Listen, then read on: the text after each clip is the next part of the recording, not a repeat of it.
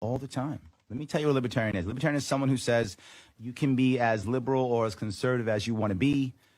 Just don't force others to be like you. Got it. That's what we are all about. We are all about long-term solutions, not short-term solutions. We're all about changing culture, not just changing law.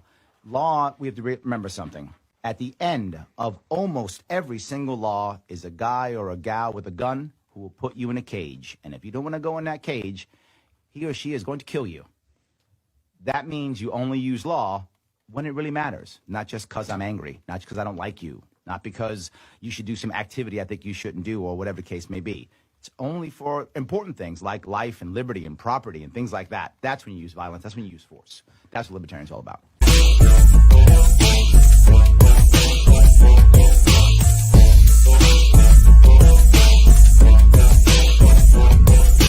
Welcome to Libertarians Drinking Coffee Live. Thank you. It is 3 p.m. on the East Coast, and that means you got to look at me and my mug and talk to some libertarians, because remember something. I know we are happy about Jo Jorgensen running for president, and I know we're going to vote for her next week, but there are also, on top of her doing what she's doing, there are also, in addition to that, hundreds of libertarians running across this country trying to make impact in their counties, in their cities, in their states, trying to make things happen. And that's why we're here drinking coffee, because the brand is strong. We are always drinking coffee at 3 p.m. And if you care about this like I do, then get out there, like, comment, share. It does matter. Click those like buttons, comment, say something, tell people how good looking I am. It's all good. I don't mind. Share it with your friends. Let them all know so that we can make this work. I am very lucky today.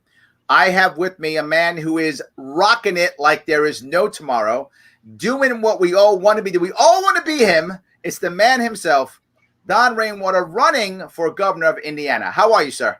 I'm doing great, Larry. How are you doing? I'm doing awesome. And for those of you who don't know who he is, you've been living under a rock or something, no worries. You can head over to his website, Rainwater 4, actually the word F-O-R, not the number, the actual word for F-O-R, Indiana.com. So I got to ask you, why in the world run for governor, and why this year?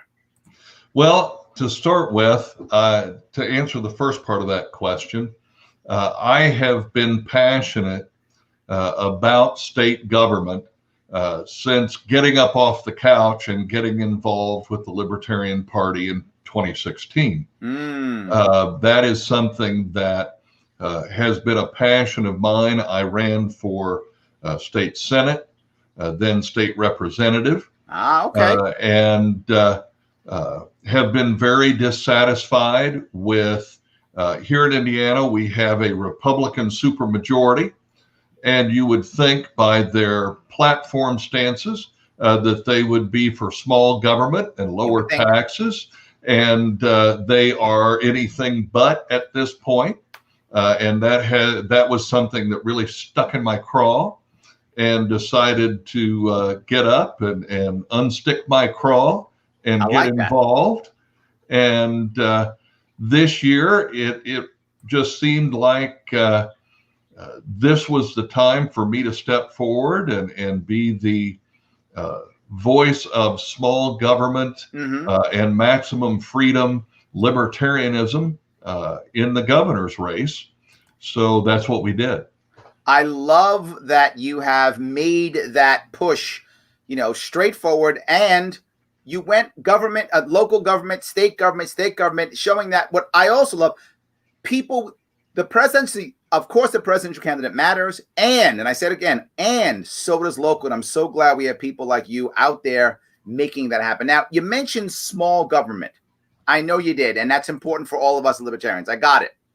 Let me go to, are there three specific issues, or one or two or three, that really are, to use your words, in your craw, that you kind of want to take care of, that you think float to the top of your list? Well, I think if we try to isolate a couple, the first one is property taxes in the state of Indiana. I don't believe that you can own your primary residence if you have to pay the government twice a year for the privilege to keep it. Yeah. And so And I've told people here in Indiana, I remember studying feudalism in high school and in junior high, as a matter of fact. And I believe that our property tax system in Indiana is very similar to a feudal situation where the Lord of the Manor has granted you the privilege of having a piece of land. How lucky are we? Yeah, and you have to bust your ass to keep it. Yep. By creating something that you can then offer to them in order to be able to keep it for another 6 months. And so it is incumbent upon me that one of the big issues that I push is the idea of eliminating the personal property tax on your primary residence in the state of Indiana. Got it. One, in order to make sure that people don't lose their homes to asset forfeiture, especially seniors on a fixed income once they retire. But also the idea that if we're going to invigorate our economy in an economic crisis such as the one we are in today, unprecedented, at least in my lifetime. Absolutely. The way to do that is to put money back in people's pockets. Crazy, isn't it? Spend it. Isn't that a unique idea? Well, it's funny you say that because, two parts to this. The first thing is, we're talking now about a stimulus package because of all the problems they're having. And I see in New York State, at least, and I'm not sure if yours is the same, they're asking not for money to go back into the pockets of the people, but to fund the government. Right. Instead of saying, give it to the people, then they'll pay their taxes, which will fund the government. No, it's give it to the government because they actually believe, at least in my state, that government's more important than business and the people. Exactly the opposite of what you just said. Right. And that's happening in Indiana as well, because here again, the idea is that, big government is self-perpetuating. Yes. And that we're all here theoretically as the engine for big government instead of, the other way around. We're just cogs in that machine. Right. And really, that's kind of 1A and 1B as I'm also pushing to eliminate the individual income tax in Indiana. You are not playing. No, because here again, with the economic situation that we're in Indiana, all of your small business owners, independent sole proprietors, LLCs, partnerships, all pay their individual income taxes or their business taxes through their individual income tax. Yeah. So if you want to reinvigorate small business instead of destroy it, here again, put more money back in their pocket so they can reinvest in their business, which will create jobs. And of course, the big government socialist mindset is, we can't do that. How will we run the government? Absolutely. Oh my God. That's far more important than the individual person. And so those are kind of 1A and 1B for us. Number two, I think, is very strongly the idea here again from an economic standpoint. Hold on, I want to stay on one. Hold on, I'm saying one. You got the people going crazy. I got David Gay yelling, "Let's go, let's go, let's go." I mean, you got everybody excited. You already got it. You can't go too fast. You're gonna make people get heart attacks and such. You got to go a little slow. I think we've definitely got the establishment politicians in Indiana having heart attacks. That's for sure. I mean, Aaron's talking about he's already donated to you. So I'm glad if people are looking to donate, please go ahead and donate. As I mentioned earlier, take those couple of seconds, head over to rainwater4indiana.com. If you can throw a couple bucks his way, please do that. He can still use it. We got a week left, but he's still got to do Facebook ads. He's still got to do more signs. He's still got more stuff he's got to do. So if you can throw some money his way, please do that. And if you can, if you're in a spot where you can't give him any money because you're tapped out, no worries. He still needs people to like, share, and comment on all his Facebook stuff. He needs social media warriors. He needs help. He needs people to make phone calls. Absolutely. He needs all those things. So heading over to his website, if you've got some cash, do it now. We don't have any more time. Do it now. And if you can't do that, no worries. Volunteer. He could use your energy also as much as you could use your money. 100%. Absolutely. So heading over now go to 2. Go ahead, now go to 2. So number 2, obviously, because of the really broad and deep impact of decriminalization and legalization of all forms of cannabis in Indiana. That is something that we are very, very focused on, not just because there are veterans and cancer patients and other people who have legitimate medical needs that will be met by cannabis, but the economic impact on the family farmer who is suffering in Indiana. Yes. We were at one time a bastion of manufacturing, and now we are struggling with manufacturing in Indiana. And bringing cannabis to Indiana will open up the agricultural, manufacturing, and retail opportunities. It will create new jobs. And yes, it will also help to reform our criminal justice system. We will be able, I've told people that as governor, I will expunge the records of all nonviolent cannabis offenders so that they can move forward with their lives without that stigma of a criminal record for getting caught with a plant. I mean, that may be the most ridiculous thing I've ever heard. And of course, we have a governor here today who doesn't want to legalize anything because he says that it's a gateway drug, but he also admits that he smoked it in college. So my question has been, what gateway did that open for him? And what is he hooked on while he's running the state of Indiana today? I love that. And if that's not the case, then don't try to say it is for other people. Well, the sad part is my governor is a Democrat and won't do it. Right. Right. Mine's a Democrat. Well, I got a deep blue state. Well, and my governor won't do it either. It's plain big pharma. And whenever somebody says, well, the federal government, hasn't legalized it yet. Well, that's why governors are supposed to grab the 9th Amendment with one hand and the 10th Amendment with the other and tell the federal government to step back. Yep. Because the reality is that if it's not specifically a power in the Constitution for the federal government, then it's supposed to fall to the states. Yes. And to the people. Yep.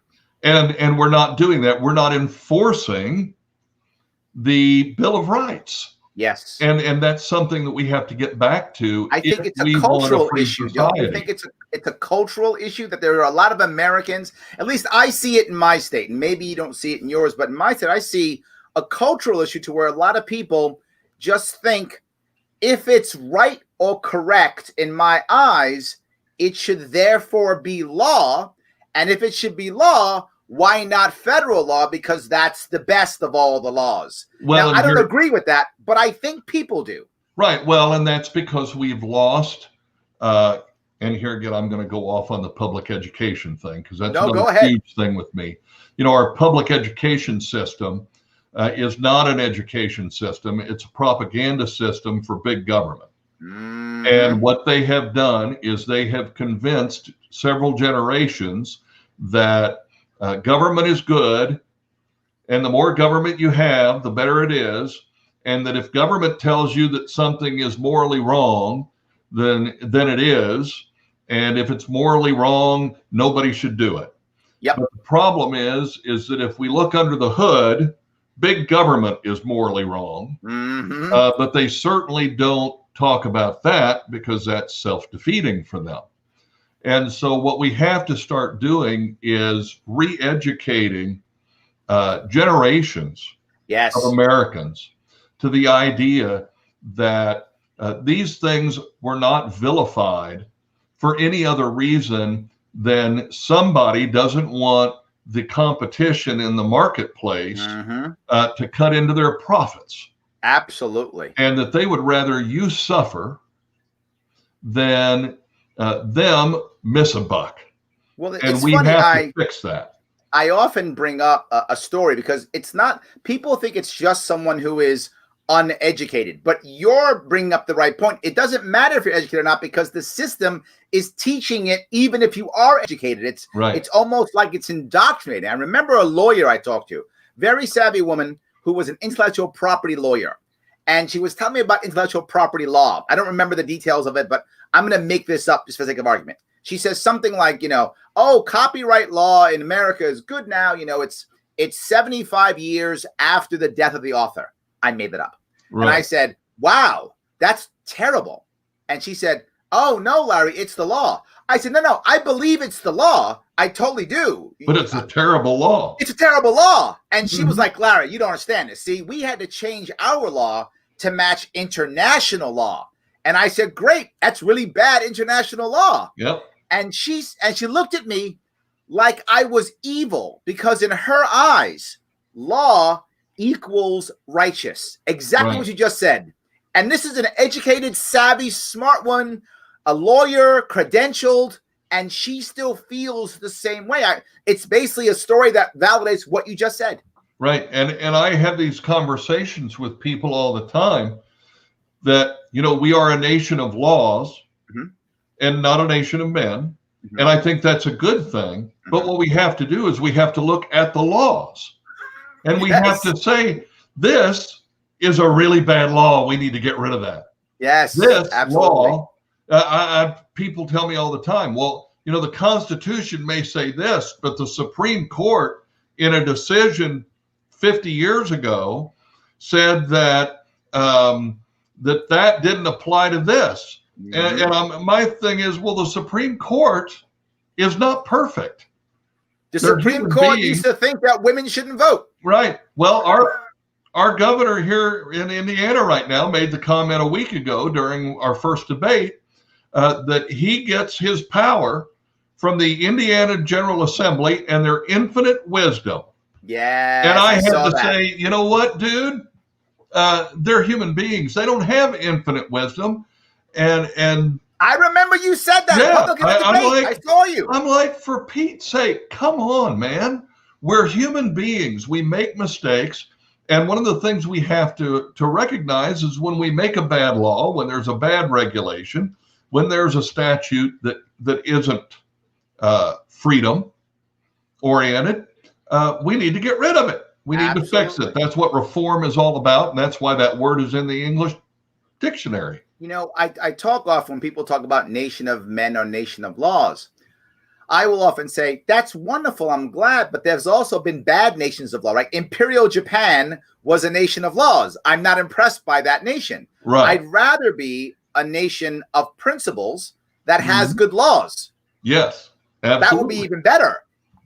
Absolutely. I think our principles are the critical aspect. Am I wrong here? No, I'm with you 100%. And I think here again, the principles, if we start with the principles that are documented in the Declaration of Independence, the Constitution of the United States, here in Indiana, the Constitution of the state of Indiana, you have to start with the principles that were laid out there and then start looking at everything else through that prism and say, are we actually living by the principles that we founded upon? So your top three: taxes, that was one. Yeah. The other one was education. Well, cannabis and education. Right, education and cannabis. Those are your three big ones. I would say those are my top three. I love it. I want to give a shout out to James Tulla, who's running actually in Kentucky. He says, make it rain, Indiana. Absolutely. But I want to give him a shout out because he actually had a similar worry to you when it came to property tax in Kentucky. And he's running now, and he's got a plan that talks about actually anyone who is a senior, 65-year-old retired, they pay no property tax. Right. And his idea was to draw in retirees into the state to then, of course, now their pensions are being spent now in Kentucky is his idea, right? And then that, again, your concept, a little bit different, but the same concept that if you give people more money to spend, they'll spend it. Absolutely. And one of the things that, they keep trying to tell us in the media here that we're talking about cutting 40% or more of the state budget. And I'm like, well, good. Because I believe that probably a lot more than 40% of it is unnecessary fraud, waste, and abuse, corruption, corporatism, and that we can. But then I also want to make it very clear that the reality is that when you create an environment that people want to come here to live because we have zero or very low taxes, then, like you just said, they're going to come here, they're going to spend money. And so you don't have to raise the sales tax. You just create more sales tax revenue by the fact that more people are spending their money. And so, you know, a lot of times it's just getting past the propaganda of the status quo and letting people know that, you know what, I've heard it all before too, but here's the truth. Here's the reality. Here's what we can do. And here's what we should do. So looking at your race, you have obviously made impact. You're obviously polling better than most libertarians across the country. You're obviously, you know, getting debates, rocking it. I got to ask you, in this campaign, I know you've campaigned before, but what's working now, right? Can you help us out, us other people, us mere mortals, trying to get to try to be like you? Well, now, can you help us? I'm just, hey, I've said for most of my adult life, I'd rather be lucky than good. Yes, absolutely. And I will say that one of the things that I also ran for mayor of Westfield, the town I live in, last year, and we had a very similar situation where I got 40% of the vote against a 12-year incumbent Republican who was very well entrenched, and I think I spent $6,000 to his $55,000 or more that he spent,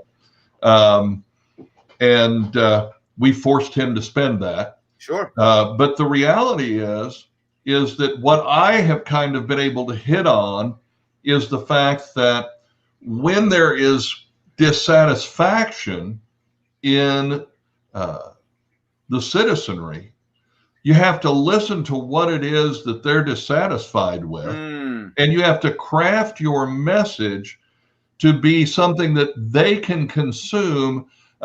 One of the things that I've noticed over the years is that you've got to come to them. Yes. You can't bring them to you. You can't expect them to look at your message and say, okay, I'm going to recalibrate how I think to match your message. You have to recalibrate your message to what they're used to hearing and what they're used to seeing, and how it affects them. I can't just yell taxation is theft and go home? Well, you can, but you're not going to get a lot of votes. That's true. Yes. Okay. That's the reality. Now, and here again, the funny thing is, and it's not really funny, I think it's tremendous, and I feel blessed and very fortunate that I have been able to be at the right place at the right time, to where we have had literally dozens of people who traditionally vote Republican or Democrat in the state of Indiana who have said, I always thought I was this, but I've found out now I'm actually libertarian. Right. And that's the goal, right? That's the if you will, the end game. You know, and whether it be through winning an election and then being actually able to govern as a libertarian and prove that libertarianism is an effective way to govern, or by getting people to say, well, you know what, you're right, I was libertarian and didn't realize it. Or libertarianism is, you know, one of the things that I have been doing during this gubernatorial campaign is quoting Reagan when he said that the heart and soul of conservatism is libertarianism, so that we're building a bridge of commonality. Sure. Instead of pointing out all of our differences, because the reality is that we're never going to win an election and prove that we can govern if we're constantly pointing out how we're all different. So you're telling me that I shouldn't point at someone and yell statist? That's not a good idea. Right. Yeah. Got it. Probably not the best idea if you're trying to win an election. Right. If you want votes. Got it. Right. Right. You're right. If I want to make enemies, that's probably a good idea.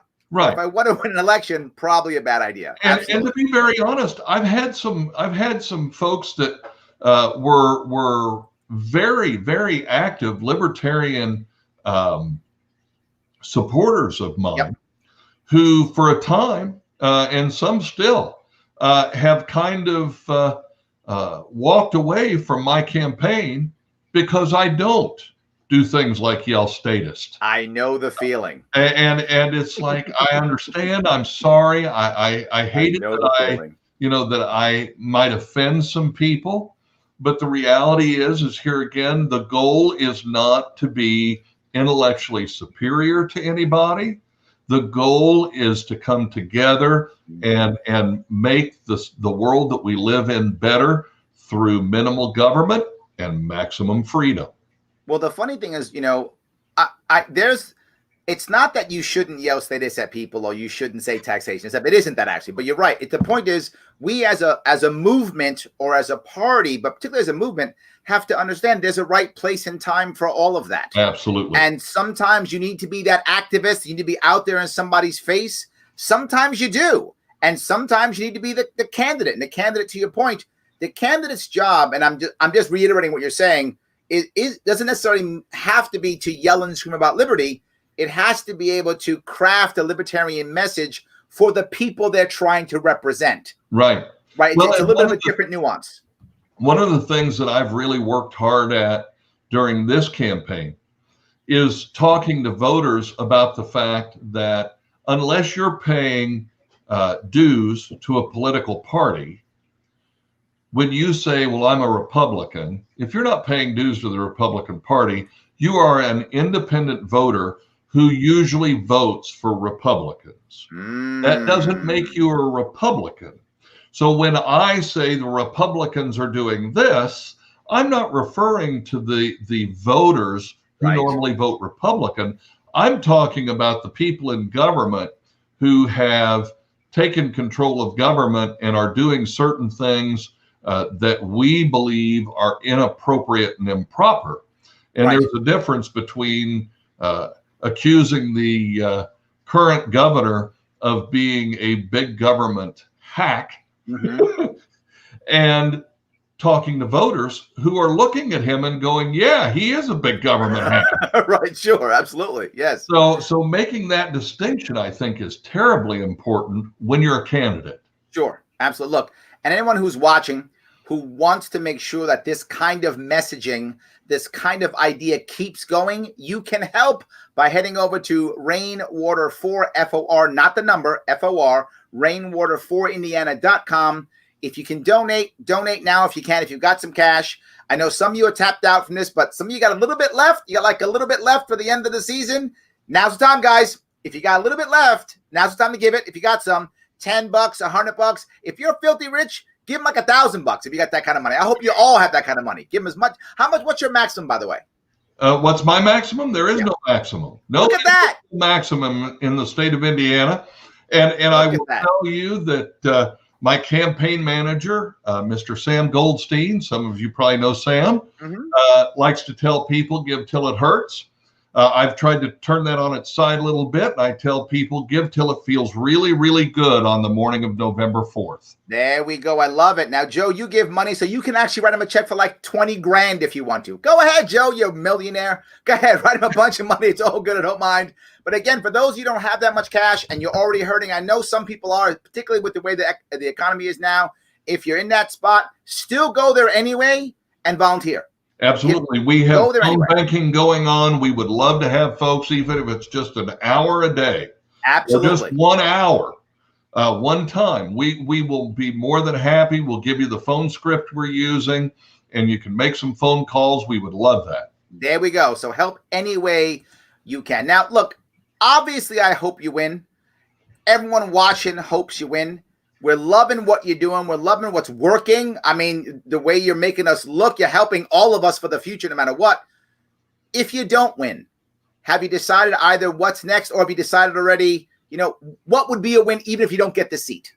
Well, I think, first of all, the fact that we have a tremendous amount of positive earned media that has touted us, especially in the greater Indianapolis area, as a tremendous change to the landscape of Indiana politics. I think that's huge. I think it's also huge, as I said before, the number of people who have said, you know, I thought I was this, but now I realize I'm a libertarian. And so, you know, that is a tremendous win for us. And I think if as far as moving forward, what I would really love to be able to do is here again, work with other candidates and look at the races that they are embarking upon and say, let's sit down together and kind of go through that process of how do we figure out what are the issues that are important to the voters. Yes. Because that's how you really get traction. Absolutely. It's not what's important to me, it's what's important to them. And that's how you get their attention when they want to look away from the status quo. They're looking for something. And if you're providing them with a message that actually resonates with what they're looking for, that's tremendous. And so I think, you know, being able to sit down with people and say, hey, let's analyze this. What is it how can you craft your message and do what you need to do to be a great candidate and reach out to them instead of expecting them to come to you? So I got a couple of questions. One's serious, one's not so serious. Sure. And one's generic. So let me grab all of them. The not so serious one. Pineapple on pizza or no? Absolutely not. I don't. Thank you. I do not believe in pepperoni upside down cake or pineapple on pizza. Yes. Thank you. No. See that, Joe? Take that, Joe. Thank you. Now my wife loves it, but not for me.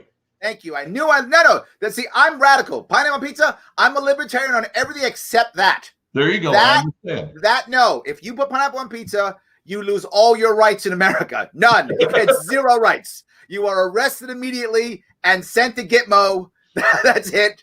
Gitmo for me would just be a pineapple on pizza prison. That's all it would be. Nothing but that. And like I said, I've told people for years, I don't believe in pepperoni upside down cake, and I don't want pineapple on my pizza. There we go. Thank you. Okay, see, Joe, take that. All right, a more serious question. People are asking, and I'm not sure how this works in your state, so this may be an ignorance question on me. They're asking about DMV regulations.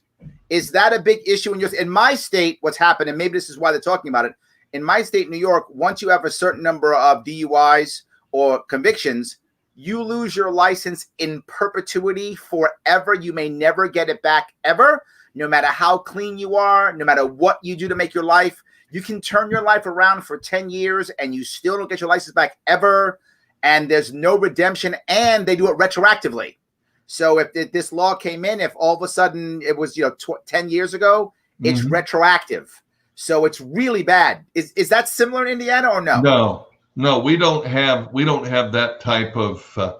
We've got some bad laws, but nothing like that. Okay. There we go. So there we go, guys. You guys asked those questions. There we go. John said he can't give any money until he has that answer. You got the answer. So John, give him some money. So yes, I got one more, which is, do you have an idea if you win this thing, what your first 100 days will look like? Well, I do. The first thing we're going to do here in the state of Indiana is go to the General Assembly and ask them to take away the unnecessarily broad powers that they have given the governor in the event that he calls an emergency declaration. Got it. What they've done, we don't have a year-round legislature. So he strategically waited until our legislature closed session, and then he declared an emergency and started unilaterally closing businesses and places of worship and mask mandates. And so the first thing I'm going to do is lift all those executive orders and go to the General Assembly Exactly, William. I believe the governor should have less power. Yes. Here again, I believe that in our three separate but equal branches of government in Indiana, the legislature represents the people, and they pass the laws, and the governor executes the laws. And so any power that allows a governor to continue to legislate in an emergency needs to be rescinded as quickly as possible. Sadly, we have similar case here too. Absolutely, 100%. Yeah. So let me ask you, before we wrap this up, is there anything specifically you want to bring up or talk about before we wrap this up? Well, other than the fact that here again, I believe that if we really, as libertarians, want to start really getting in and winning elections, we should start identifying those races where a particular incumbent is either extremely weak and susceptible to general voter dissatisfaction, and be able to go in and say, well, here's the alternative. Right. Here's an alternative, whether that be a local race or a county race or a statewide race. I think that's very important that we start focusing on the ones where we really can see that voters have had enough. We want to make impact. Put our resources into those races. Yep. Because I guarantee you that's what the other two old parties are doing. Absolutely. God, Don Rainwater, thank you so much for coming on. I really appreciate it. Everybody, for more information on Don, please head up to his website, rainwater4indiana.com. Help him out. Everyone, thank you so much for watching. I will see you all very soon. Thank you again, Donald. Thank you.